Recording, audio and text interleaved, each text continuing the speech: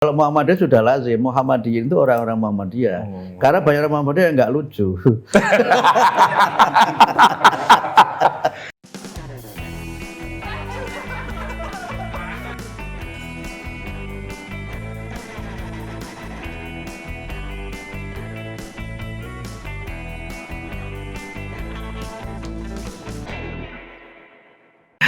Halo teman-teman, ketemu lagi dengan saya Putut EA, Kepala Suku Mojo. Nggak perlu banyak pengantar karena kami berkejaran dengan waktu. Alhamdulillah diberi waktu oleh Sekretaris Umum Muhammadiyah yang sangat tersohor dan menyita perhatian publik, baik karena kealimannya maupun karena kejenakaan beliau. Pak Abdul Mukti, Assalamualaikum. Waalaikumsalam warahmatullahi wabarakatuh. Ini kalau di Muhammadiyah nggak perlu menyebut Pak Yai, nggih? Nggak lazim. Nggak lazim. Ya, biasanya kalau Pak Kiai itu kira kebu. Kiai Slamet itu. Tapi banyak juga yang menyebut di Muhammadiyah, mulai banyak yang menyebut para tokohnya yang alim itu Kiai, ya, termasuk Kiai Ahmad Dahlan juga Kiai. Oh iya. Ya, tapi saya tidak masuk kategori itu. Ilmunya masih jauh di bawah untuk Masa disebut Kiai. Masa Pak Yai. Anda kecil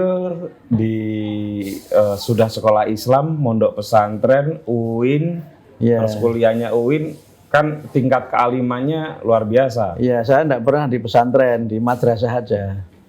Di madrasah, terus dari Ibtidaiyah, Sanawiyah Negeri, Aliyah Negeri, Yayan Negeri, terus ke Australia, terus kembali ke UIN, kembali ke jalan yang benar, kembali ke UIN. Mengambil doktoral di Syarif Hidayatullah. Iya, betul. Ya. Pak Mukti itu asli Kudus. Ya, saya lahir di sebuah desa di Kudus. Ya, dulu zaman Orde Baru masuk desa tertinggal. Nah, sekarang tahu di daerah namanya desanya Getas Rabi, Kecamatan Gebok. Itu kalau dari kota Kudus ya sekitar 14 km perbatasan dengan Jepara. Oh, jadi Colo. Enggak, arah ke Jepara. Arah yang ke Jepara ya. Kalau Colo kan beda mentok. lagi. Kalau Colo mentok Gunung Muria, ke kanannya justru arah Pati itu. Itu waktu SD sama Sanawiyah Aliyah ya. Itu negeri. MI-nya swasta, MI Manaful Ulum. Nah, itu MI swasta. MI swastanya ikut MI swasta Muhammadiyah atau? Kalau dulu enggak pakai nama Muhammadiyah atau NU. Akhir-akhir ini jadi MI-NU. MI Manaful Ulum itu lebih pada yayasan keluarga. Bapak saya yang Muhammadiyah juga ikut mendirikan MI itu. Oh, jadi Pak Mukti ini bergiat dan beraktivitas di Persyarikatan Muhammadiyah karena faktor keluarga. Ya, lebih banyak karena faktor orang tua. Tapi saya aktif juga di masyarakat, bergaul dengan masyarakat yang latar belakangnya dan kulturnya sangat kuat NU. Jadi kan saya sangat menguasai terma-terma NU dan juga bahkan ritual-ritual NU. Malah kadang-kadang suruh mimpin acara-acara NU. Sampai sekarang masih bisa juga suruh mimpin. Kitab-kitab khasnya NU. Ya, bahkan saya dulu waktu masih di kampung itu pernah menjadi ketua namanya Jam'iyah Sabilul Khairat. Nah, itu Jam'iyah untuk anak-anak muda. Kegiatannya itu pertama baca Yasin, terus baca kitab Al-Berjanji. Saya ketuanya, jadi saya mimpin tahlil gitu ya masih bisa. Bapak saya bergiat di persyarikatan walaupun tingkat kecamatan, pendiri Muhammadiyah di kecamatan. Lebih bagus, bapak saya cuma di ranting. Oh, ranting di bawahnya ya? Ranting di bawahnya cabang. Ranting itu tingkat desa. Dan bapak saya juga tidak ketuanya, anggota saja. Anggota ranting, cuma ya kiainya di ranting itu salah satunya bapak. Ya, kira-kira mungkin 30 tahun lalu lah. Oh iya. Sekarang ya sudah punya sekolah, ada BMT, ada rumah sakitnya juga, membantu rumah sakit kecamatan sebelah. Dan sudah pensiun dari guru, beliau guru, tapi masih aktif di Persyarikatan Muhammadiyah. Iya, kalau bapak saya itu petani. Bapak saya petani, ibu saya jualan di pasar gitu. Nah, jadi wawancara ini insya Allah akan membanggakan bapak saya. Oh iya dong. Karena bisa wawancara langsung dengan Sekretaris Umum Ya Muhammadiyah. mudah-mudahan tetap istiqomah di Muhammadiyah. Nah, cuma ini cita-cita bapak saya, keinginan beliau adalah saya juga berkhidmat di Muhammadiyah, tapi Iya, belum bisa iya, saya betul. lakukan. Iya. Bagus dong. Pak Mukti mulai benar-benar aktif di Muhammadiyah itu waktu kuliah ya? Ya kalau aktif secara serius itu waktu kuliah semester 3 ya. Saya mulai ikut di IMM, Ikatan Mahasiswa Muhammadiyah. Iya. Mulai dari tingkat komisariat, kemudian tingkat cabang, komisariatnya komisariat YIN namanya Komisariat Al-Faruqi, kemudian tingkat cabang Kota Semarang, terus kemudian saya pernah menjadi Ketua Umum DPD IMM Jawa Tengah. Nah, tapi sambil tetap di IMM, saya kalau pulang kampung ikut Pemuda Muhammadiyah juga. Oh, sehingga Ketua pernah Muhammadiyah jadi Ketua Ranting. Pemuda Muhammadiyah ya? Ketua Pemuda Muhammadiyah itu setelah saya selesai kuliah dari Australia. Jadi sebelum saya ke Australia, saya Ketua Umum DPD IMM Jawa Tengah, tapi nggak selesai. Harusnya 2 tahun, saya hanya 1 tahun karena saya tinggal pergi kuliah S2. Nah, pulang dari Australia, saya sebenarnya sudah tidak berminat lagi di Ortom karena merasa sudah masuk di Muhammadiyah. Tapi ternyata sama kawan-kawan diberi amanah sebagai Ketua Pemuda Muhammadiyah Jawa Tengah. Nah itu juga hampir tidak selesai. Karena 2 tahun jadi Ketua Pemuda Muhammadiyah, saya terpilih di Muswil Muhammadiyah menjadi Sekretaris Muhammadiyah Jawa Tengah. Sekretaris Muhammadiyah Jawa Ya, Tengah. jadi saya waktu itu mau mengundurkan diri karena Ketua Pemuda kan tidak boleh merangkap. Tapi kata kawan-kawan, ya nggak apa-apa lah dirangkap gitu. Dan Ketua PWM-nya Pak Dahlan Rais mengizinkan saya merangkap Ketua Pemuda Muhammadiyah Jawa Tengah Plus sama Sekretaris Muhammadiyah Jawa Tengah. Itu saya kira mungkin yang rekor itu. Dan mengajar ya? Sudah mengajar? Mengajarnya masih. Saya kalau begitu lulus kan saya langsung jadi dosen. Jadi nggak pakai ngantri, nggak pakai menunggu karena saya dulu diterima pembibitan dosen. Ya. Pembibitan dosen itu kalau lulus ya sudah otomatis jadi dosen dan ya umumnya orang-orang PNS juga gitu. Sampai sekarang masih ya? Alhamdulillah masih. Dan Pak Mukti kenapa memilih berkhidmat di Muhammadiyah? Apa yang menarik di Muhammadiyah? Ya yang pertama tentu karena pengaruh orang tua ya. Ya ayah saya itu memang sangat ketat menanamkan paham agama Muhammadiyah. Paham agama Muhammadiyah. Ya kan paham agama kan. Sehingga waktu saya di kampung sama teman-teman permainan itu saya sering diledek gitu. Kamu Kamandoko ya gitu. Jadi kalau di kampung Muhammadiyah itu sebutnya Kamandoko. Ya, kalau di Jogja Kamandiah. Ya. Atau kadang-kadang disebutnya MD gitu. MD. Jadi sebutannya itu kalau di kampung saya itu antara Kamandoko atau MD. Yang itu saya menyadari itu kan ungkapan pejoratif ya, yang bernada tidak suka gitu. Tapi saya enjoy saja menjalaninya.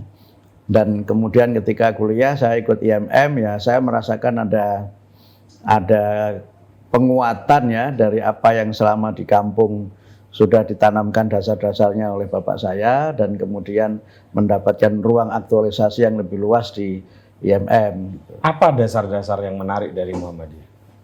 Yang pertama, bapak saya itu sangat menekankan pentingnya beragama yang menggunakan akal. Jadi saya sering sama bapak itu tidak pernah secara khusus diajari mantik itu apa, tapi sering berdialog masalah-masalah agama dan kehidupan yang ternyata itu merupakan aplikasi dari ilmu mantik. Bagaimana menjelaskan agama secara rasional, memberikan kritik ya dan nalar gitu. Itu yang pertama yang ditekankan oleh bapak saya. Yang kedua soal ibadah ya, soal ibadah. Jadi kalau ya sampai saya sudah di Jakarta, kalau saya pulang kampung itu yang ditanya bapak mesti sudah sholat atau belum. Itu terus yang ditanya oleh bapak itu. Nah, bahkan pernah saya itu ketiduran pada masa kecil tidak sholat Jumat itu. Dicari sama bapak, kamu nggak Jumatan kemana? Itu dicari. Padahal saya ketiduran. Tapi karena saya ngumpet di rumahnya Simbah, bapak nggak berani melanjutkan. Jadi kalau saya sudah ada sesuatu yang menurut Bapak itu nggak boleh, saya berlindungnya itu ke simbah gitu. Nah itu Rata-rata anak kecil begitu ya? gitu ya, ya Iya. sama berarti ya Sama. sebetulnya. Itu yang kedua yang ditanamkan oleh Bapak. Yang ketiga itu soal ini kedisiplinan dan kekuatan untuk berani menghadapi berbagai macam kesulitan ya. Ya saya ingat pada masa kecil itu kan saya dari MI kan saya ke Sanawiyah Negeri itu kan sekitar 9 kilo dari rumah saya. Ngelaju Laju bersepeda. bersepeda. Nah saya kan ukurannya kecil ya, posturnya kan kecil. Saya minta dibelikan sepeda mini sama Bapak itu. Nggak boleh katanya. Kalau sepeda mini kamu kan nanti besar gitu. Kalau sepeda mini kalau sudah kamu pakai nanti nggak dipakai lagi. Mirip dengan saya. Gitu ya. Itu juga iya. Akhirnya saya dibelikan sepeda jengki ya. Maksudnya Jengki, sepeda iya, jengki jengki. kan. Sepeda jengki karena kakinya nggak nyampe gitu. Dan Bapak bertahan bahwa tidak mau membelikan sepeda mini itu. Akhirnya saddle-nya itu diturunkan. Bukan nih. Dan tidak hanya saddle-nya pol turun bagian saddle itu. Saddle-nya itu dijadikan satu dengan boncengan sepeda itu. Oh. Nah, terus masih dibuat turun gitu supaya saya bisa Kalau duduk. istilah sekarang di custom. Wah, iya betul. Saking Bapak itu bertahan tidak mau membelikan sepeda mini. Iya, iya, Dan itu iya. sampai saya ke kelas 2 itu sepeda saya itu masih seperti itu. Dan karena sepedanya itu tadi di customize gitu, jadi unik. Kalau istirahat itu yang jam 9 sekolah di MTS itu jadi rebutan kawan-kawan untuk sepedahan karena sepedanya unik. Karena sering dipakai kawan-kawan maka sepeda itu sering rusak dan yang sering patah itu kan ininya garbunya depan itu kan. Nah itu kan sering patah. Oh itu dimarahin terus sama Bapak, ini kamu apain macam-macam sambil takut-takut saya bilang dipakai kawan-kawan dan seterusnya itu dilas lagi bukannya diganti, dilas gitu. Iya. supaya hemat dan bisa dipakai. Walaupun ya secara balance nggak ada balance lagi. Tapi itu yang ditekankan bahwa saya tidak boleh menjadi orang yang mudah menyerah, harus menjadi orang yang memang punya cita-cita yang kuat begitu, sehingga itu tertanam sampai sekarang dan menjadi bagian penting dari bagaimana Bapak menanamkan karakter gitu ya. Nah yang keempat itu yang diajarkan Bapak adalah percaya diri. Itu yang saya kira juga sangat. Walaupun orang desa. Walaupun orang desa dan walaupun punya ya istilahnya ya anggotanya nggak banyak gitu ya. Saya ingat. Oh anggota Muhammadiyahnya. Iya kan kecil sekali minoritas. Iya. Jadi di kampung saya juga kecil. Sampai sekarang nggak nyampe 100 orang. Jadi kalau desa saya itu kan desa yang terbesar di kecamatan, Mas. Iya. Nah, desa itu ada 11 dusun ya, di desa 11 dusun. Nah, di dusun saya itu yang Muhammadiyah hanya kami sekeluarga saja. Nah, kebetulan rumah kami kan dekat masjid. Jadi kalau tarawih itu orang pada ke masjid, kita tarawih di rumah. Kalau Idul Fitri orang pada ke masjid, kita keluar ke lapangan karena kebetulan yang Muhammadiyahnya agak besar itu di dusun sebelah. Nah, kami sekeluarga ke lapangan jadi kayak melawan arus begitu. Tapi sama Bapak diajarkan rasa percaya diri dengan pilihan yang kita ambil itu. Sehingga saya pernah satu saat agak merasa nggak nyaman begitu, bahkan sempat agak khawatir juga ketika di Sanawiyah Negeri itu kan liburnya hari Ahad. Nah, sementara kan di kampung itu semua kan liburnya Jumat. Nah, libur Ahad itu diledek sama orang-orang sekampung itu. Sekolah kok liburnya Ahad, libur Minggu kayak orang Kristen aja gitu. Sudah begitu kan. Ini kalau bukan orang di daerah santri nggak memahami. Nggak mengalami ini kan, iya. Nggak memahami tekanan ini. Iya, kebetulan rumah saya juga agak jauh kan dari 9 kilo kan. Saya kan maksa dari jam 10 supaya bisa Jumatan di rumah. Sering Jumatan itu terlambat. Tuh kan gara-gara kamu liburnya Minggu jadi Jumatannya terlambat itu. Dan macam-macam lah kritik masyarakat. Tapi karena ayah saya menanamkan prinsip bahwa ini soal pilihan. Mau libur Jumat, mau libur Ahad, semua hari itu baik menurut Islam. Udah kamu jalan terus saja. Jadi itu cara bagaimana ayah saya itu menanamkan rasa percaya diri, konsistensi, dan itu juga kemudian juga menjadi bagian dari nilai-nilai yang sekarang masih saya pegang teguh itu. Gitu. Nah ini perbincangan kita agak mulai sedikit sensitif. Tapi ya sepertinya publik perlu tahu. Mungkin bagi banyak orang awam ada tanda tanya. kenapa Muhammadiyah yang lahir duluan, berdiri duluan dibanding saudara mudanya Nahdlatul Ulama? Anggotanya lebih sedikit. Harusnya kan yang lahir duluan anggotanya lebih banyak. Penjelasannya Pak Sekung gimana? Ya memang itu pertanyaan yang tidak mudah dijawab itu. Tapi saya kira begini, Muhammadiyah itu ketika berdiri kan memang membawa arus baru Islam. Membawa arus baru Islam.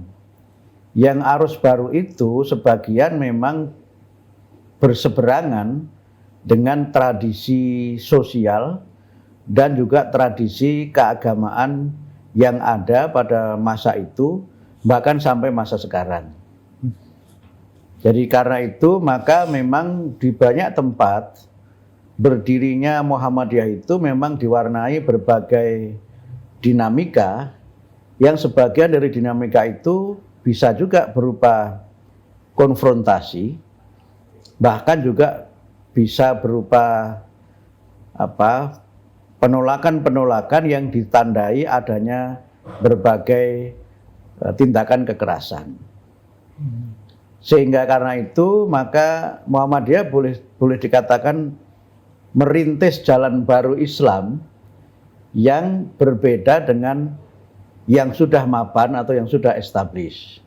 Mohon maaf saya potong Pak. Apakah itu mirip dengan apa yang sekarang sering distempelkan kepada pihak-pihak yang disebut sebagai Wahabi yang ada di Indonesia?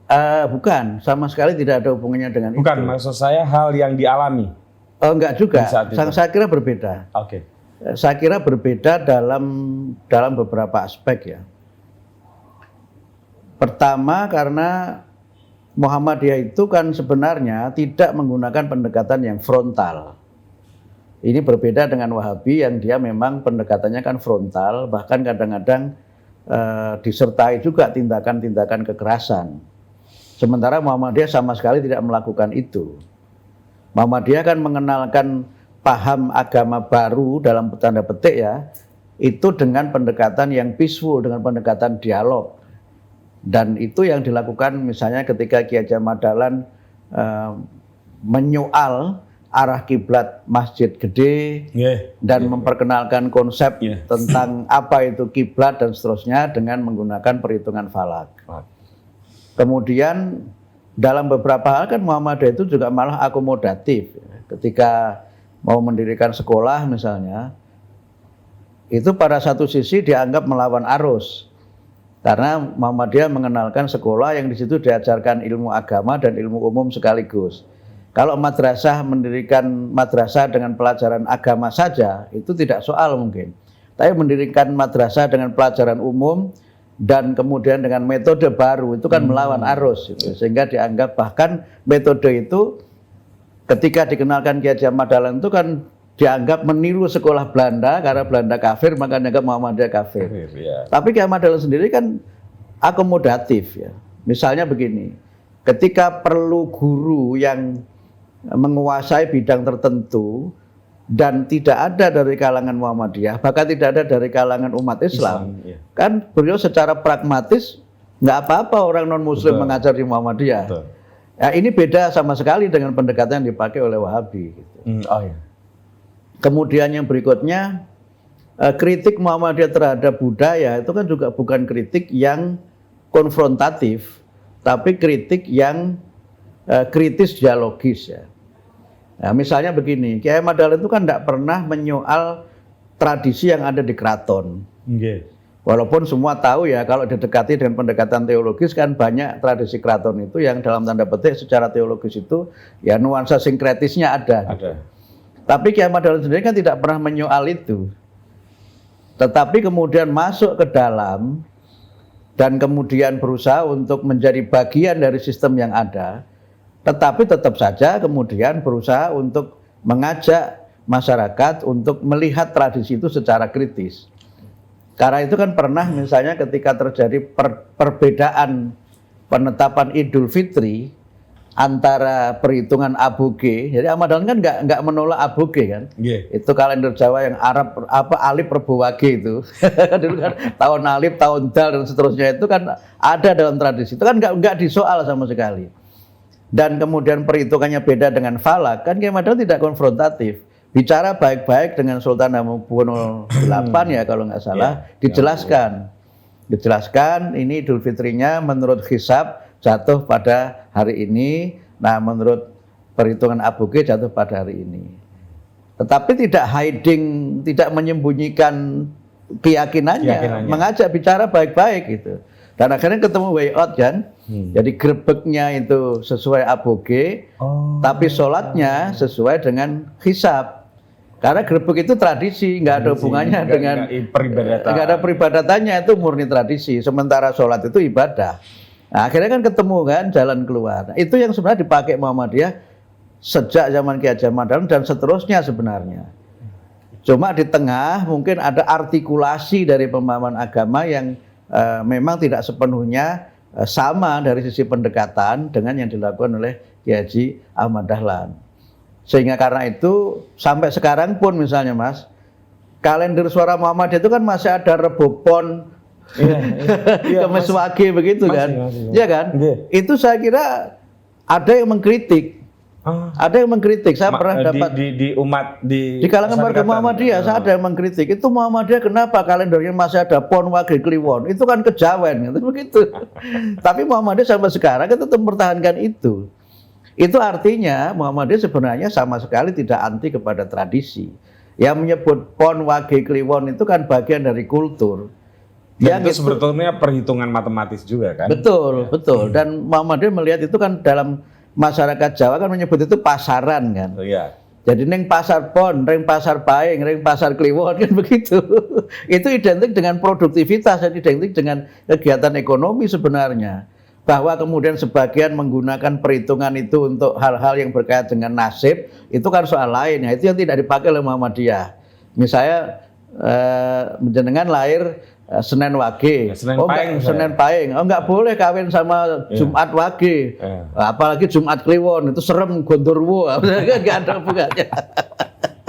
Tetapi dipakai kan, Jumat Kliwon dipakai, Senin Paing dipakai sebagai bagian dari kita bermuamalah, tapi tidak sebagai bagian yang menentukan selamat dan tidaknya kita pada hari-hari tertentu itu, gitu. Jadi sekarang kan kalau orang Muhammadiyah cari jodoh kan nggak perlu nanya wetone apa kan, wetoke ayu, pinter, sugih itu agamanya baik, itu cocok gitu kan.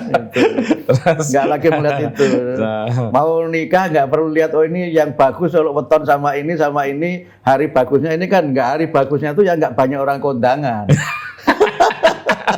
Biar naiknya nggak sibuk. Biar naiknya nggak sibuk dan yang nyumbang banyak.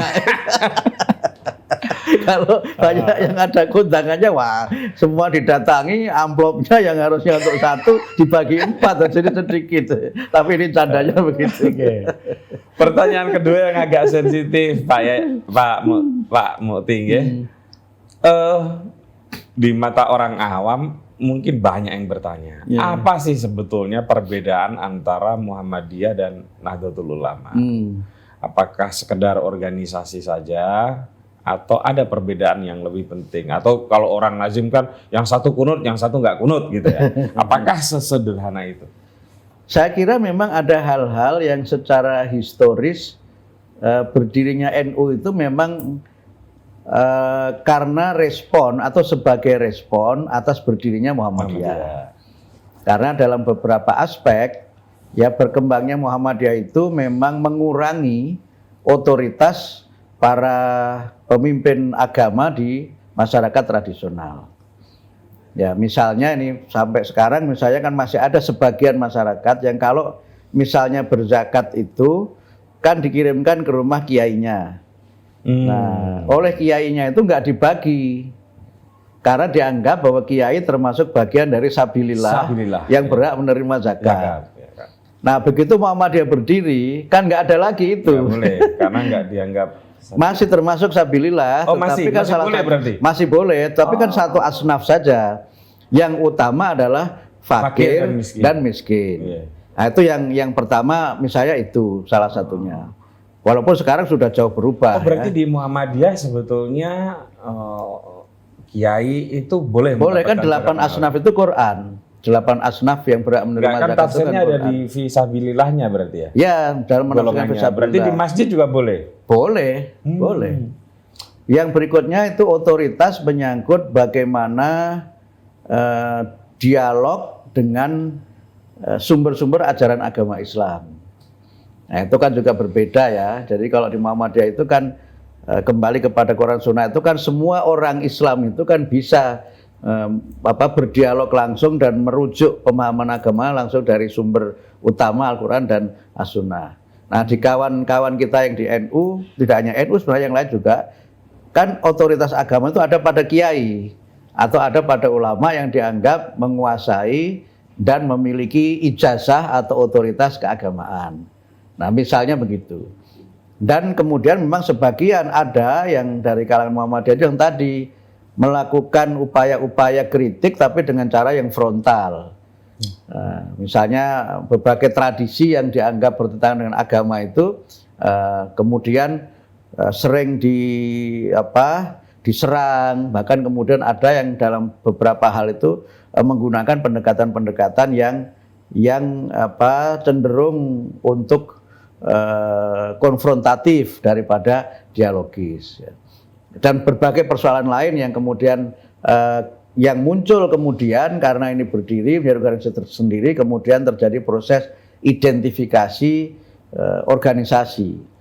Proses identifikasi itu kemudian diperkuat dengan misalnya faham-faham agama yang ada pada teman-teman di NU dan di Muhammadiyah. Nah, identifikasinya itu kemudian dibuat dan dilembagakan. Jadi misalnya karena awal Muhammadiyah itu mendirikan sekolah, teman-teman mendirikan pesantren, maka seakan-akan kalau pesantren itu NU, kalau sekolah itu Muhammadiyah. Awalnya kan begitu. Nah, walaupun di kemudian hari ya sudah sama-sama, NU juga banyak sekolah, Muhammadiyah juga banyak pesantren. Yang kedua misalnya yang berkaitan dengan identifikasi kultural, ya, identifikasi kultural. Karena Muhammadiyah itu terbuka kan biasanya bermusiknya itu nggak pakai rebana, pakainya drum band, gitu kan. Jadi kalau Muhammadiyah itu drum bandan gitu, atau teman-teman NU itu rebana. Bapak saya itu bahkan ada karawitan. Iya gitu-gitu. Nah, sementara sebagian teman NU dulu menganggap karawitan itu sinkretis gitu. Bapak saya itu terhadap wayang itu keras, padahal Muhammadiyah karena kultur panturanya itu. Keras dalam arti menolak? Menolak. Jadi saya tuh kalau nonton wayang sama bapak tuh nggak boleh. Karena seringkali sebelum pertunjukan wayang itu kan dibakar kemenyan, terus ada itu yang bapak nggak suka. Kadang-kadang ada seperti itu terjadi gesekan. Nah, kemudian orang Muhammadiyah kan awal-awal ya kalau pakai celana itu Muhammadiyah. Nah, kawan-kawan kemudian identifikasinya pakai sarung, begitu. Muhammadiyah nggak pakai kopiah.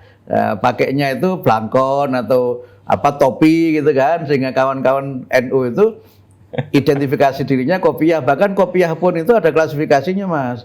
Kalau santri yang tulen itu kopiahnya di sini lancip, lancip begini. Kalau nggak tulen agak bulat gitu. Kalau abangan miring. Kalau yang agak gini kayak kalau begini yang justru kiai bener itu malah justru kopiahnya ngangkat. Gini ya, karena yang tidak menutup. Kalau yang pemula itu malah kopiahnya bener begini gitu. Itu identifikasi aja. Masjid misalnya kalau pakai beduk dan kentong itu NU, nggak pakai beduk dan kentong itu Muhammadiyah. Padahal kayak Haji Ahmad Dahlan itu justru yang menyarankan beduk kan? Disitulah yang saya maksud. Jadi seringkali ada pergeseran identifikasi itu. Karena itu kemudian terus ditarik ke berbagai aspek yang berkaitan dengan paham agama atau fikih. Gitu. Misalnya kalau yang kunut itu NU, Muhammadiyah tidak kunut itu. Tapi dalam perkembangannya kan tidak begitu juga. Mungkin saya ada di Jog saya itu kan promosi di situ kan ada anak muda sholat di Masjid NU, sholat subuh nggak kunut, sama kiainya dipanggil, kamu Muhammadiyah ya? Kenapa Yai? Kok kamu nggak kunut? Saya nggak kunut, bukan karena Muhammadiyah. Terus kenapa nggak kunut? Nggak hafal. Sama kayak saya. Jadi identifikasi itu kadang-kadang sempat mengeras. Nah, sampai kemudian terjadi proses yang oleh Pak Kunto Wijoyo disebut sebagai konvergensi, ya, di mana perjumpaan kelompok tradisionalis modernis ini terjadi karena proses pendidikan dan proses-proses sosiologis yang alamiah. Jadi pendidikan itu misalnya banyak anak NU yang sekolah, ketemu dengan anak Muhammadiyah yang sekolah juga. Di situ dapat pelajaran agama dari guru yang sama, sehingga terjadi konvergensi. Anak-anak NU kuliah, ketemu sama anak Muhammadiyah yang kuliah, ketemu di situ kuliah di IAIN, sehingga kalau sudah IAIN itu pada umumnya kan mulai agak tidak begitu terlihat ya ininya, kristalisasi paham agamanya itu. Sementara juga banyak kan kalangan-kalangan dari keluarga NU yang mereka kemudian kuliah dan sekolah di Muhammadiyah juga. Betul, gitu. betul. Nah, itu yang kemudian menjadi sebab terjadinya konvergensi. Ada joke lucu dulu tapi untuk ya joke di kalangan kaum Nahdien itu ya. Terutama di Jawa Timur nih, saya dengarnya di Jawa Timur. Ada seorang anak kiai NU kuliah di Jogja. Lalu pulang terus kemudian matur kalau sudah selesai dan mau menikah. Tapi agak takut tuh mau menikahnya. Kenapa? Soalnya calon istri saya itu udah mulai pucat dia. Terus bapaknya makin penasaran. Kenapa? Siapa dia? Calon istri saya itu Katolik. Alhamdulillah. Tak pikir Muhammadiyah. Cek saja.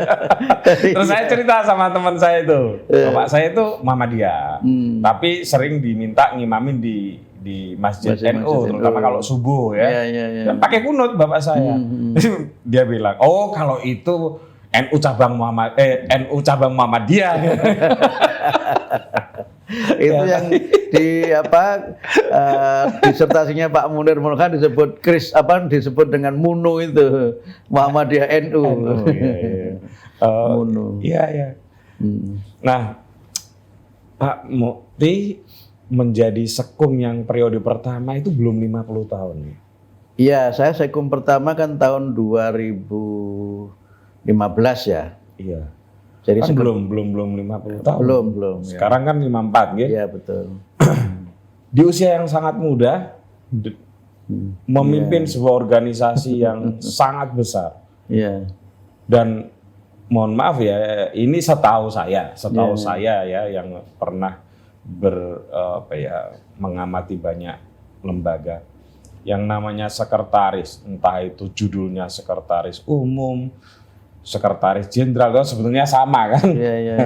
Bahasa Inggrisnya aja dibikin. Ada bedanya, sekretaris umum nggak ada bintangnya, sekretaris jenderal ada bintangnya. Karena jenderal ada bintangnya. Itu kan sebenarnya lebih sibuk dari ketua umum, sebetulnya ya. Iya. Gimana itu? Memimpin usia masih sangat muda, memimpin organisasi sebesar Muhammadiyah yang kurang lebih umatnya 60 juta. Ya, tergantung yang hitung siapa. Gitu ya. Terus kemudian punya badan amal usaha ribuan. Gitu ya. Dan semuanya tumbuh dengan baik, bahkan mulai menyebar ke luar negeri internasional gitu. Betul. Gimana itu, Pak Mukti? Ya mungkin sudah terlatih dari sejak saya di Ortum ya Mas ya. Kan tadi saya cerita sedikit bahwa ketika di Jawa Tengah itu saya sudah menjadi sekretaris Muhammadiyah Jawa Tengah. Jadi sambil saya menjadi ketua pemuda Muhammadiyah Jawa Tengah. Kemudian saya berhenti jadi sekretaris karena terpilih jadi ketua umum PP Pemuda Muhammadiyah. Nah, ketika saya ketua pemuda itu, saya juga sempat 1 tahun merangkap menjadi sekretaris Majelis Dikdasmen PP Muhammadiyah. Muktamar 2005, setelah Muktamar Malang itu saya sekretaris Majelis Dikdasmen, tapi masih pemuda Muhammadiyah karena periodisasinya selesai 2006. Nah, kemudian sekretaris Dikdasmen sampai tahun 2010 kan. Muktamar Jogja. Nah, di situ saya terpilih menjadi sekretaris PP Muhammadiyah. Nah, setelah itu 2015 Muktamar di Makassar, saya dipilih menjadi sekretaris umum PP Muhammadiyah. Karena ada proses panjang saya berjenjang begitu, sehingga bagi saya itu ya hanya persoalan pindah dari satu kamar ke kamar yang lainnya saja gitu. Tidak sama sekali baru, karena secara kultur saya sudah memahami, secara jaringan saya juga sudah cukup kuat begitu, karena dimulai dari bawah, dan juga mungkin ya secara kerja agak mudah karena Muhammadiyah ini kan kepemimpinannya kolektif kolegial. Cuma memang salah satu hal yang menjadi tantangan itu adalah tanpa bermaksud berlebih-lebihan ya, mungkin boleh dikatakan ya sekretaris itu memang bisa menjadi bagian dari playmakernya organisasi. Ya, dan memang kadang-kadang ya banyak hal yang memang harus kita tangani, dan pintu masuk terutama menyangkut administrasi itu kan memang ada di sekretaris, sehingga berbagai persoalan dari mulai tingkat ranting di daerah terpencil sampai urusan di luar negeri itu biasanya memang lalu lintasnya melalui sekretaris ya. Berbagai persoalan di majelis, bahkan di tingkat anggota sekalipun, bahkan persoalan yang menyangkut relasi Muhammadiyah dengan pihak di luar Muhammadiyah, apakah pemerintah, apakah ormas atau organisasi lain di luar Muhammadiyah, biasanya memang ya lalu lintasnya melalui sekretaris. Tetapi semuanya bisa terlaksana karena ada yang lebih tinggi dari sekretaris, yaitu ketua umum.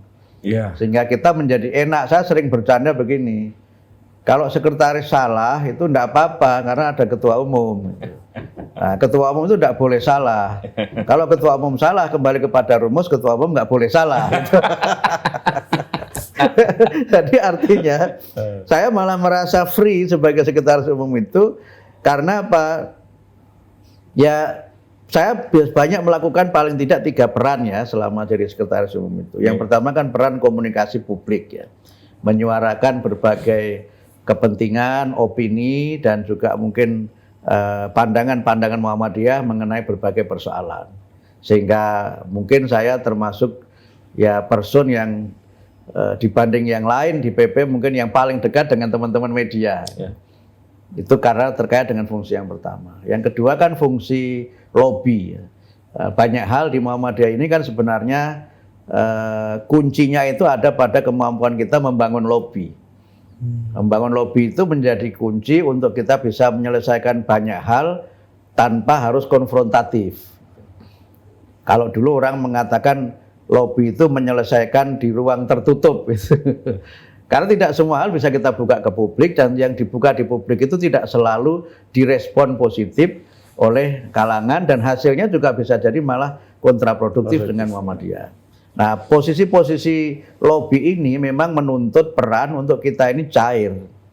Kita ini cair, sehingga kita ini harus bergaul dengan siapa saja, bisa bertemu dengan siapa saja, dan itu adalah bagian dari cara yang kita lakukan untuk bagaimana Muhammadiyah itu bisa bertahan. Nah, kemudian yang ketiga adalah bagaimana kita membangun trust ya, membangun kepercayaan. Membangun kepercayaan itu bisa kita lakukan dengan berusaha semaksimal mungkin melaksanakan amanah. Tapi juga kita laksanakan dengan semaksimal mungkin kita ini tidak merasa sebagai orang yang paling pintar dan merasa orang yang paling benar.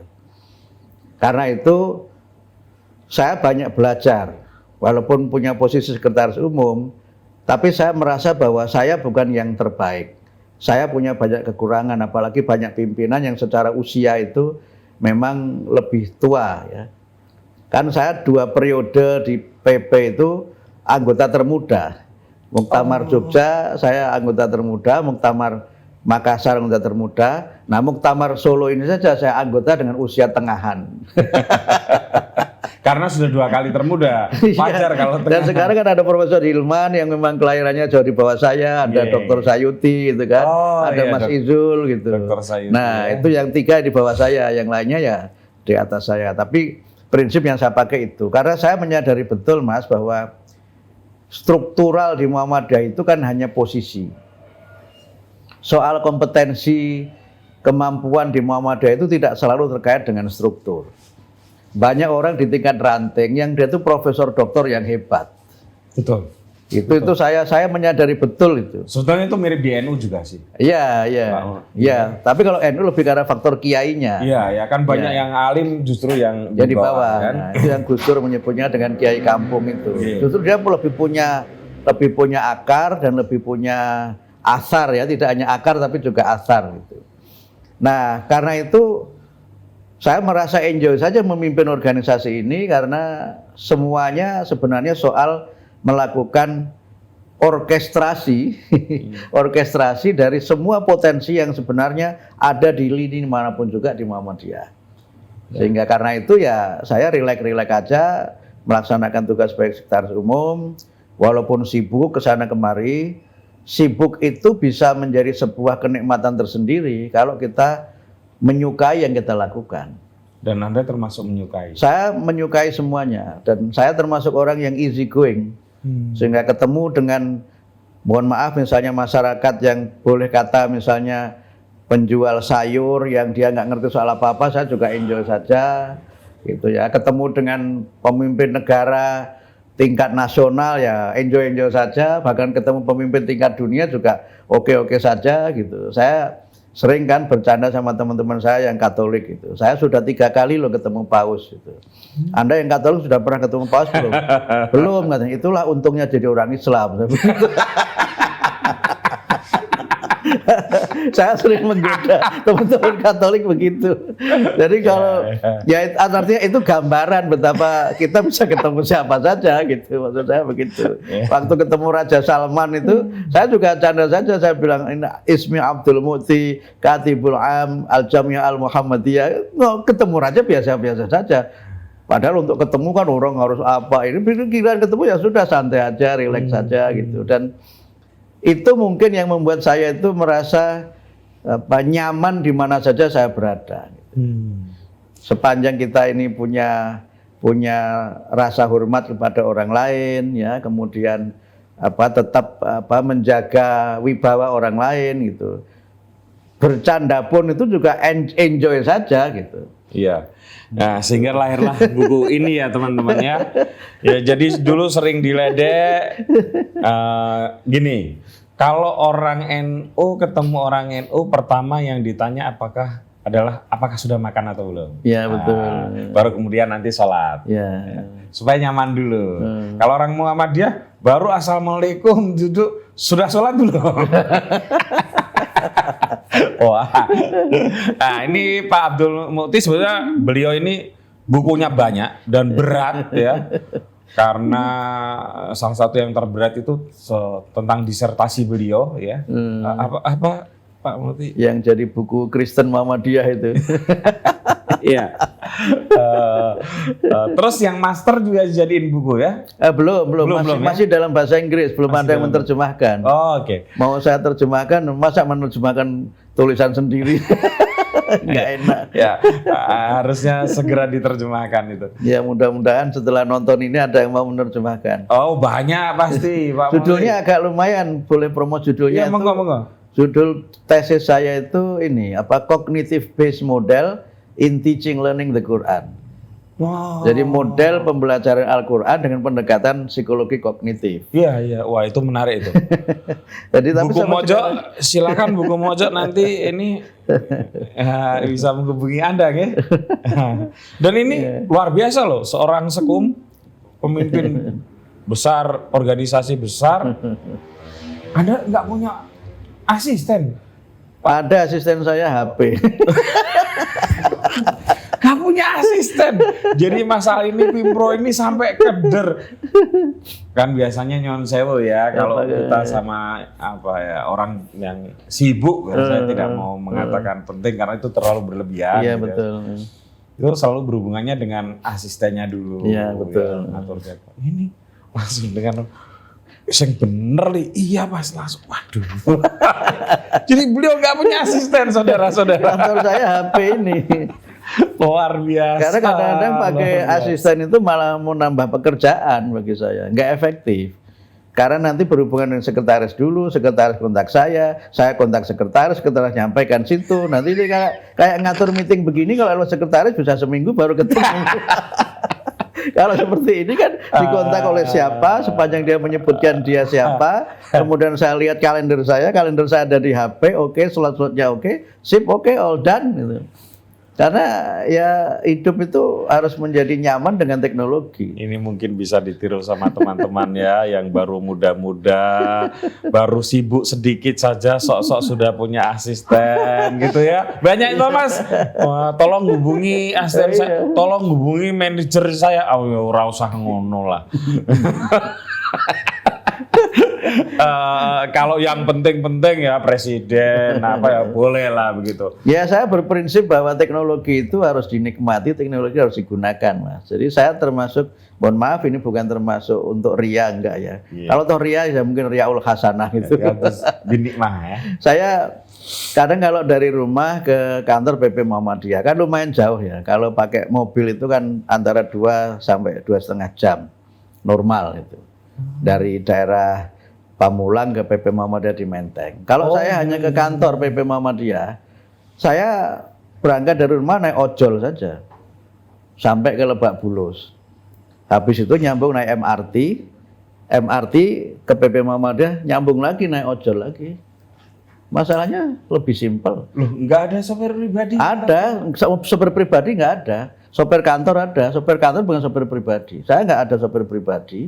Sopir kantor ada, bukan sopir Abdul Mukti, sopir kantor. Jadi siapa saja boleh pakai dia. Kalau sopir Abdul Mukti kan hanya nyopiri saya. Sopir kantor nggak ada sopir khusus Abdul Mukti yang dipersembahkan Muhammadiyah untuk. Nggak ada, mobil juga nggak ada. Masa?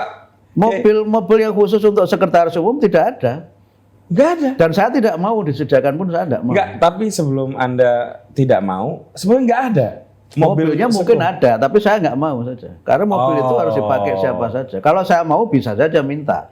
Tapi kan itu tidak karakter saya. Sebab begitu saya ada mobil pribadi, begitu saya nggak jadi sekretaris, saya merasa kehilangan sopir dan kehilangan mobil. Padahal bukan punya saya. Nah, karena itu tidak punya saya dan saya tidak merasa itu punya saya ya. Nanti diganti sekretaris semua sudah biasa, bukan punya saya kok.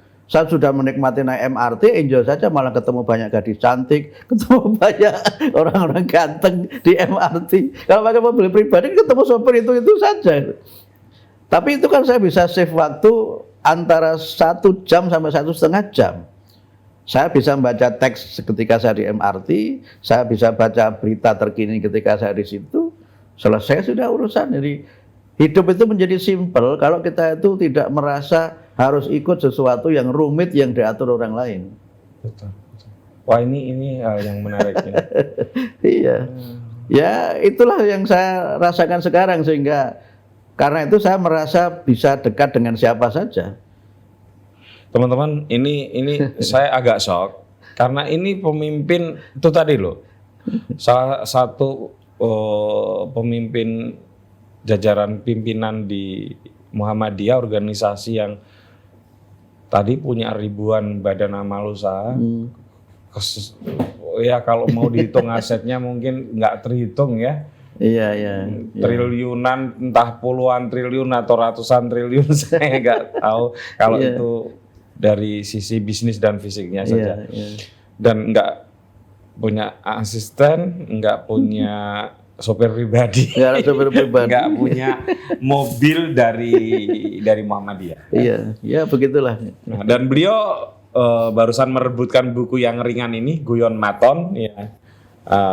Isinya tulisan ringan. Kalau dibaca benar, saya menyelesaikan ini nggak sampai 1 jam.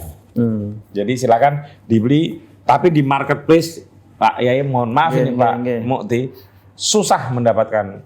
Wow, itu jadi, harus penerbitnya ini sinten ini jenengan, Mas.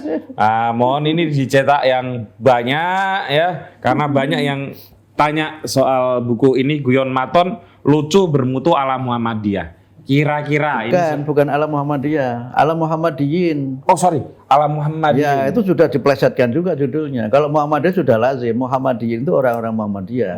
Karena banyak orang Muhammadiyah yang nggak lucu.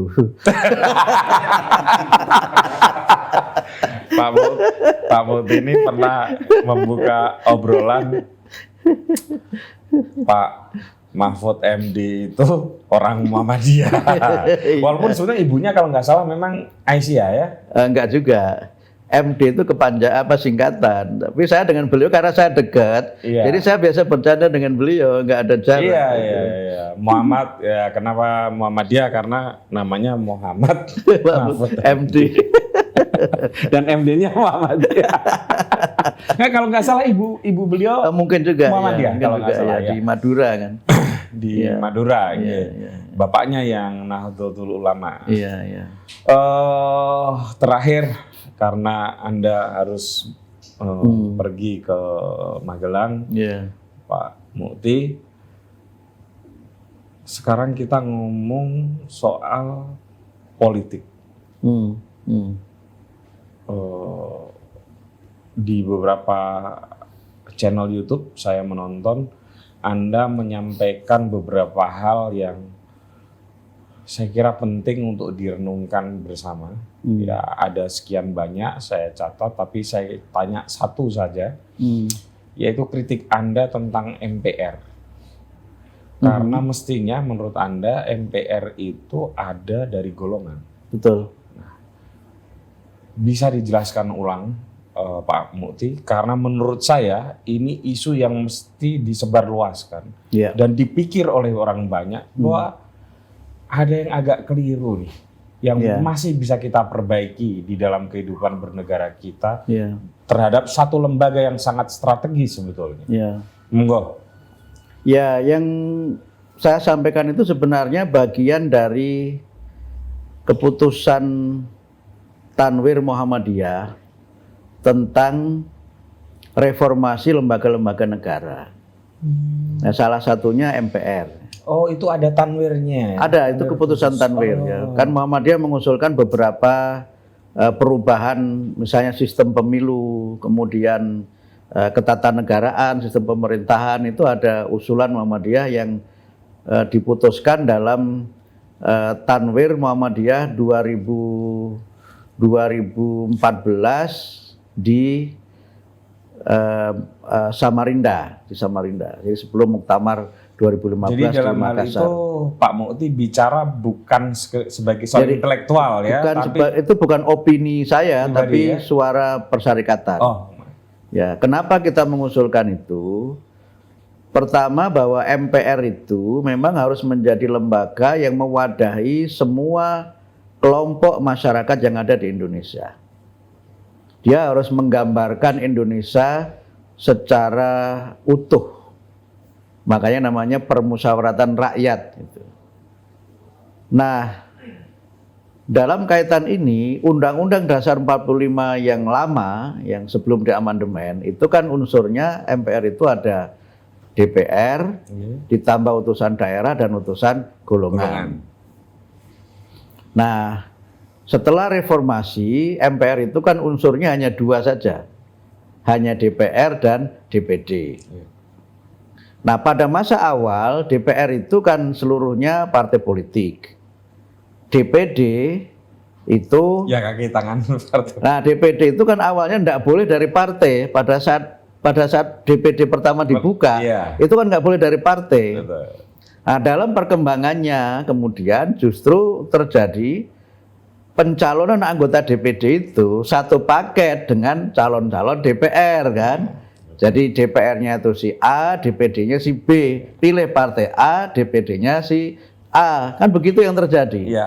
Sehingga posisi DPD yang awalnya dimaksudkan sebagai representasi dari utusan daerah itu dalam perkembangannya menjadi bias, bahkan mengalami distorsi menurut Betul. saya. Membingungkan memang. Ya, dan akhirnya mereka juga tidak mewakili daerahnya karena yang terpilih itu adalah figur-figur populis yang bisa jadi tidak merupakan representasi dari masyarakat gitu.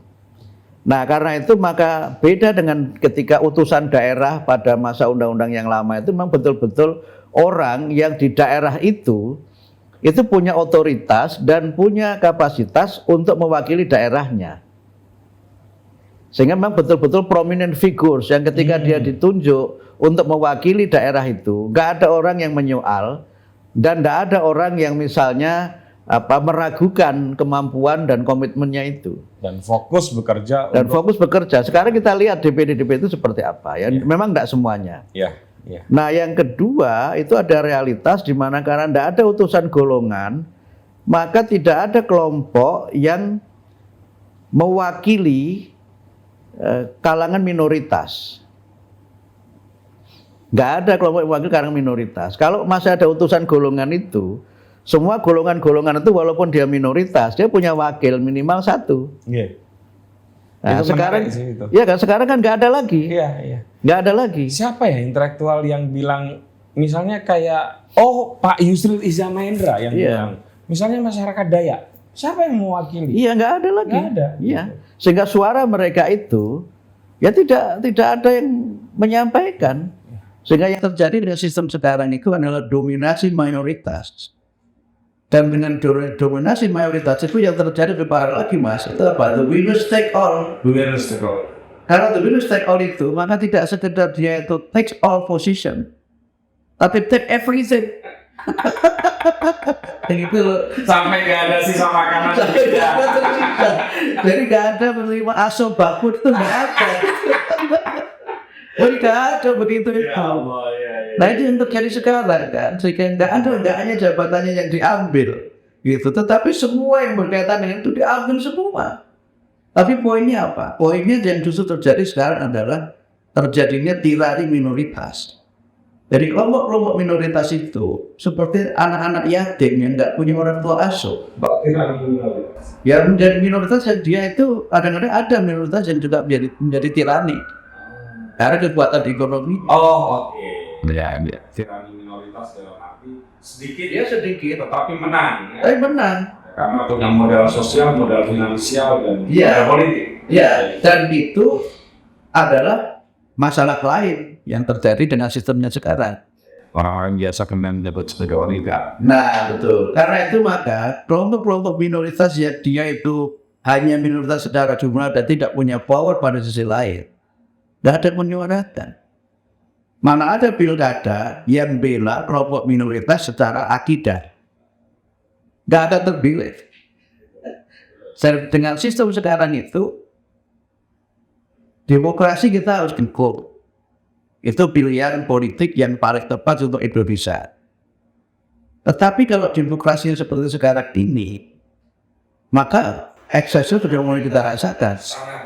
Ya, dan indeks demokrasi kita itu turun terus, beriringan dengan indeks korupsinya. Padahal seharusnya demokrasi ini, semakin demokrasi berkualitas, maka semakin berkurang korupsi itu. Karena meritokrasi berjalan dengan sistem seleksi yang terjadi secara cerdas dan kritis oleh masyarakat. Untuk kalau mau diukur lagi nanti indeks kebahagiaannya, saya kira begitu. Dan itu apa yang Muhammadiyah mengusulkan agar komposisi keanggotaan MPR itu dikembalikan kepada undang-undang yang lama supaya ada representasi daerah yang memang layak sebagai representasi. Mekanismenya bagaimana nanti diatur dengan undang-undang. Dan sudah ada representasi dari golongan-golongan yang tadi dicontohkan misalnya orang Dayak siapa yang mewakili. Maka sekarang misalnya kalau kita lihat hanya orang Dayak ya misalnya kelompok-kelompok tertentu yang dia berbasis agama juga bisa tidak ada wakil.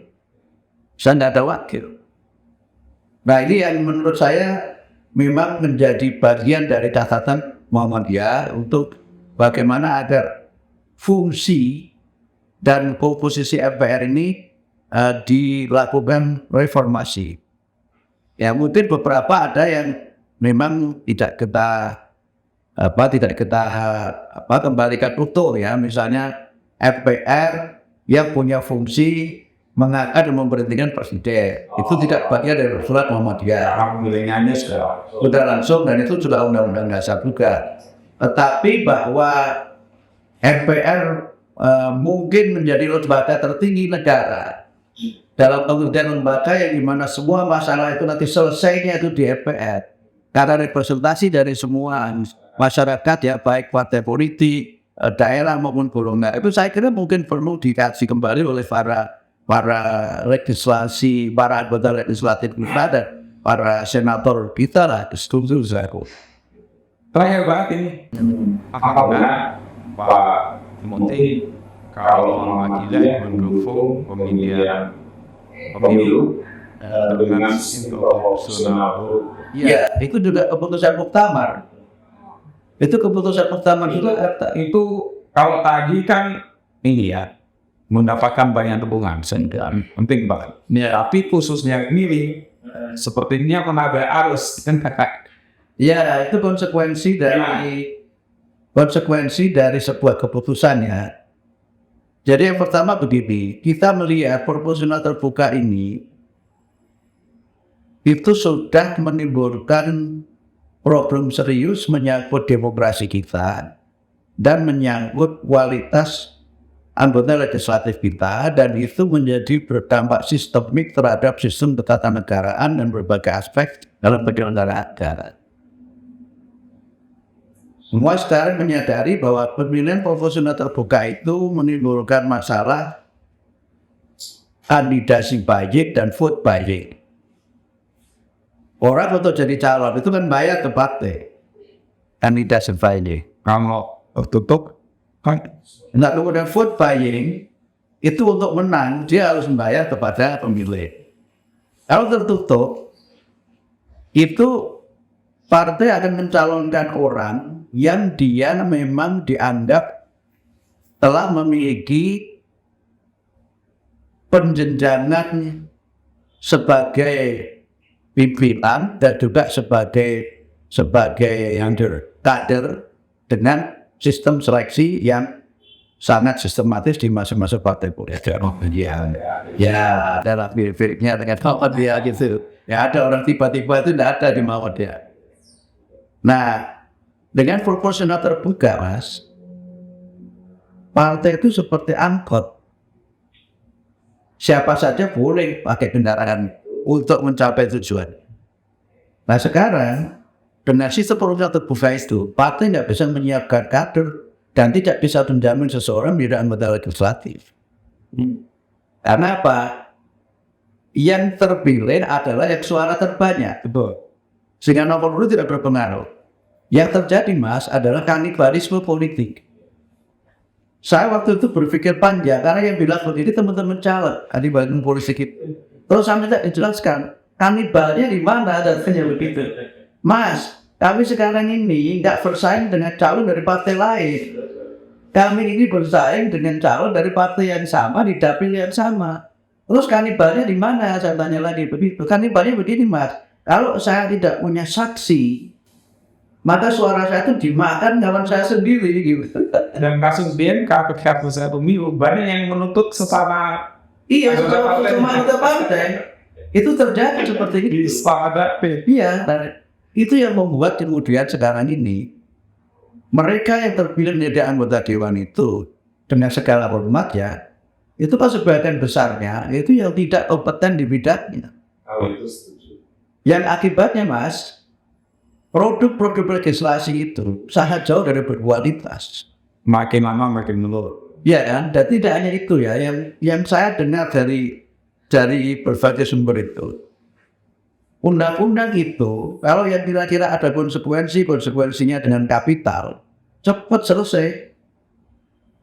Bahkan semua tahapan yang seharusnya menjadi bagian dari mekanisme sesuai dengan undang-undang itu nggak dipenuhi, nggak ada naskah akademik, nggak ada uji publik, apa udah harus tiba-tiba selesai. Kalau perlu disidangkan pada masa COVID dengan kehadapan partisipasi publik. Saya pernah ini Pak akan mencoba melakukan riset, bertanya ke beberapa orang, ya, apakah kalian tahu sebutkan 10 orang saja anggota dewan kita, DPR banyak yang tidak bisa dan banyak yang salah. Betul. Misalnya masih banyak yang menyebut Fahri Hamzah. Pada jadi. Mahfud MD sering disebut Fahri Hamzah. Iya. Nah itu problem sekali. Iya.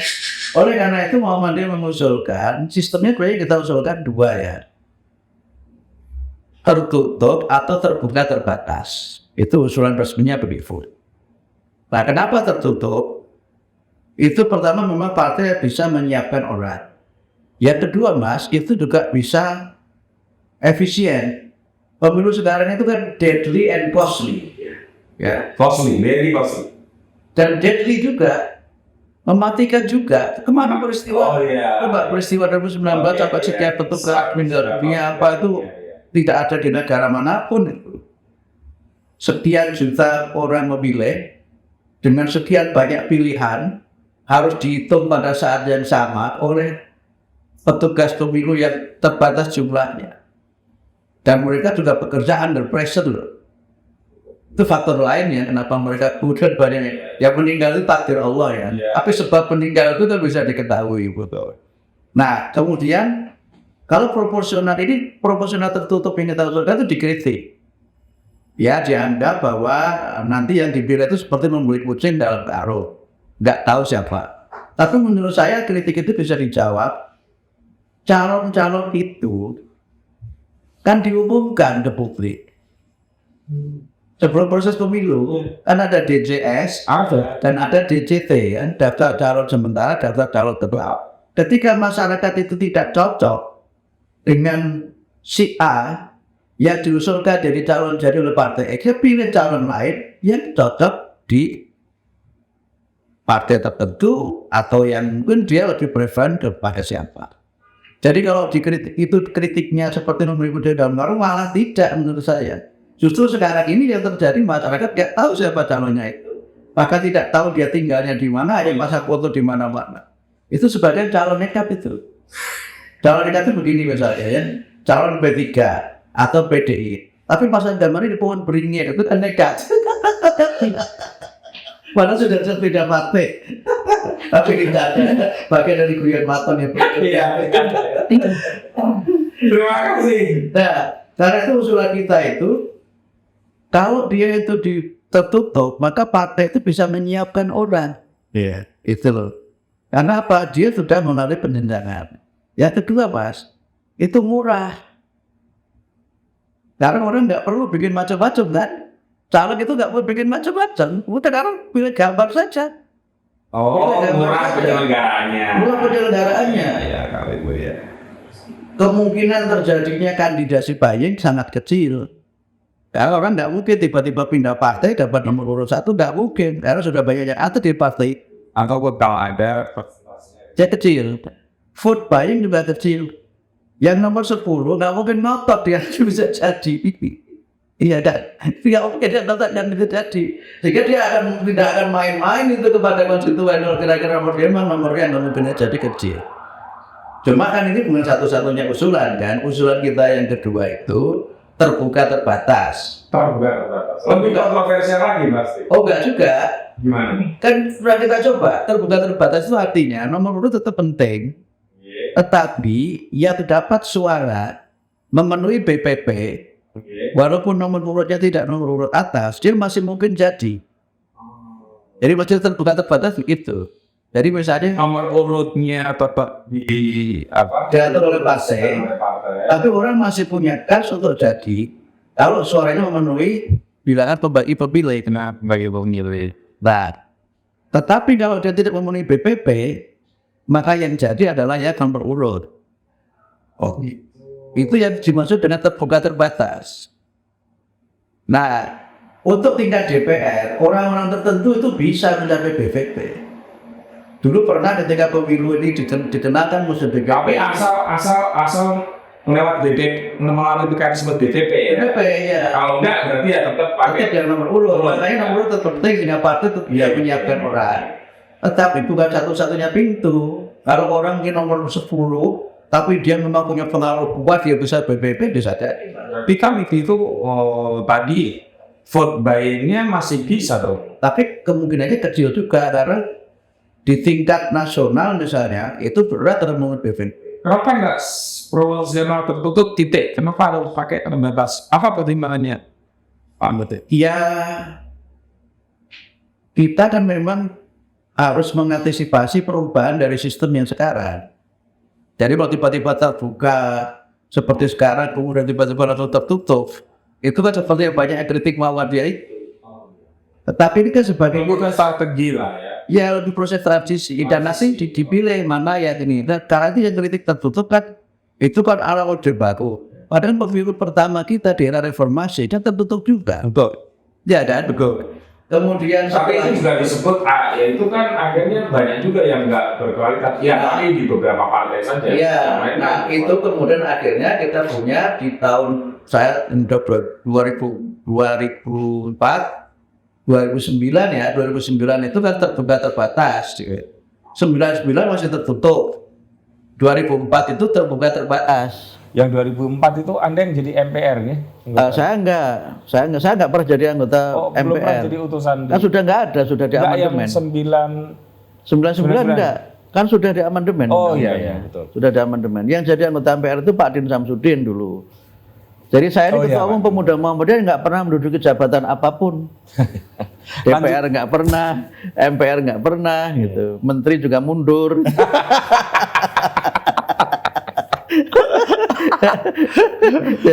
jadi ketua pemuda Muhammadiyah itu Mas hebat-hebat gitu loh. Mas Habib Khirzin itu ketua umum pemuda Muhammadiyah yang inilah yang hebat itu kan, punya jaringan luas di interfaith. Itu jago dialog. Nah, Pak Din itu ketua umum pemuda Muhammadiyah yang jago lobby. Mas Hajri itu ketua umum pemuda Muhammadiyah yang saya sebut sebagai ensiklopedi berjalan ya.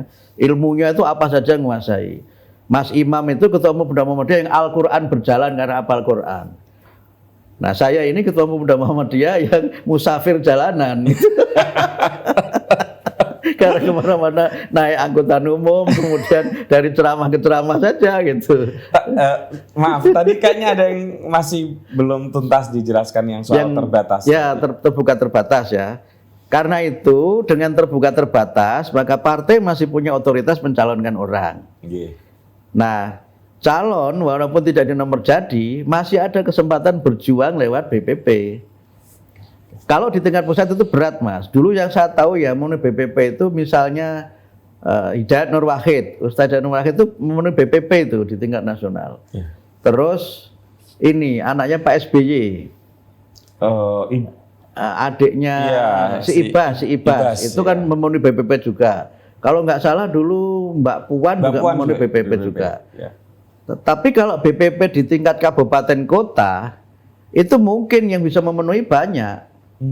Tokoh seperti jenengan misalnya nyalon di kabupaten tertentu dengan popularitasnya dengan mojok.com ini gitu, itu bisa memenuhi BPP, tokoh terkenal walaupun tidak di nomor urut 1. Artinya dengan proporsional terbuka itu, terbuka terbatas itu, partai masih punya otoritas menominasikan orang, tapi tidak bisa menutup peluang untuk mereka yang tidak dinominasikan di nomor jadi itu untuk terpilih karena dia punya akar yang kuat di masyarakat. Kalau dia tidak punya akar di komunitas tertentu, dia tidak bisa menggunakan kekuatan uangnya untuk bisa memenuhi BPP. Itu too costly, terlalu mahal. Ya, kalau namanya orang mau korupsi, dibuat sistem apapun ya tetap saja korupsi. Karena niatnya memang sudah korupsi. Tetapi kan akan mencari jalannya. Betul. Karena itu yang kita lakukan adalah mengurangi atau meminimalkan, menghapuskan. Saya kira tidak bisa. Sama-sama sih di dunia. Ya, malaikat pun mungkin juga nggak bisa juga menghapuskan itu. Malaikat pegang KPK makin pusing. Malaikat yang bisa menghentikan korupsi itu adalah malaikat Israel.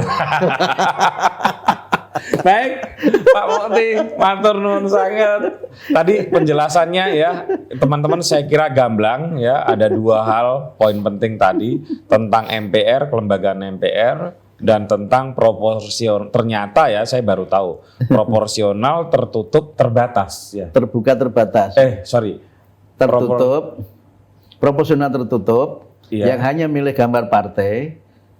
Atau terbuka terbatas. Enggak, yang jenengan usulkan dan Muhammadiyah usulkan kan 2 kan? Ya. Proporsional terbuka terbatas dan proporsional tertutup. Oh 2? Ya, usulan Muhammadiyah 2. Ya. Proporsional terbuka terbatas dan proporsional tertutup. Ya. Jadi kalau yang kemarin menimbulkan kontroversi adalah proporsional tertutup yang terkemuka di publik. Ya. Jadi bedanya gini Mas, simpelnya, kalau tertutup itu hanya pilih gambar partai. Ya, dan Kalau itu yang disetujui. Ya, nah kalau terbuka terbatas itu boleh pilih partai atau nama calon. Iya. Gitu. Tapi dengan BPP tadi ya. Ya. Iya. Kalau sekarang kan nggak BPP. Kalau sekarang di proporsional terbuka itu kan dihitung dulu suara partai. Kalau nanti memenuhi jumlah 1 kursi, maka partai dapat 1 kursi. Ya. Tapi siapa yang duduk di kursi itu adalah yang suara terbanyak. Ya. Walaupun tidak memenuhi BPP, Betul. yang suara terbanyak Dapat di antara limpahan para itu. calon Ya. di dapil tertentu. Betul. Itu. Ya. Jadi cukup gamblang tadi penjelasannya. Tentu ini usulan yang perlu dipertimbangkan dan kalau ada perdebatan saya kira itu baik. Mumpung pemilunya masih ada waktu untuk dihelat gitu. Dan ada begini, saya perlu jelaskan sedikit ya, bahwa Muhammadiyah mengusulkan ini itu sejak Tanwir Samarinda 2014. Artinya sebenarnya sudah lama. Sudah lama, dan itu sudah kita sosialisasikan kepada para anggota pimpinan partai, anggota legislatif, sudah kita usulkan. Dan kemudian kita perkuat lagi di Muktamar Surakarta. Nah, jadi tidak benar kalau usulan Muhammadiyah itu karena pesanan partai politik tertentu. Oke. 2014 sudah kita lakukan. Ini itu. saya juga baru tahu. Nah, karena ada tuduhan, wah ini Muhammadiyah main mata sama PDIP. Begitu. Saya kira ini makin memperjelas. Ya. Baik, Pak Mukti, sekali lagi terima kasih. Matur nuwun, sehat selalu Pak Mukti. Amin. Tadi saya sempat curi-curi dengar kok lagi menjaga kesehatan dengan mengurangi pola makan. Enggak juga. Bukan mengurangi pola makan, diet. Tapi diet itu bukan berarti mengurangi makan, makan yang enak. Itu diet. Masih apa saja? Apa saja jalan halalan thayyiban. Halalan thayyiban. Kambing oke. Kambing oke. Unta yang belum pernah. Kecuali kalau di Mekah itu, di Mekah unta suguhannya itu. Enak juga itu daging unta. Itu. Apalagi yang masih kecil ya. Kasihan biar gede dulu lah. Loh lah, yang kambing tuh sekarang balibul iya, juga. Itu menurut saya nggak berperi kehewanan itu. Baik, Pak Turnuwun sangat, teman-teman. Sampai ketemu lagi dengan tamu-tamu saya selanjutnya. Assalamualaikum. Waalaikumsalam warahmatullahi wabarakatuh.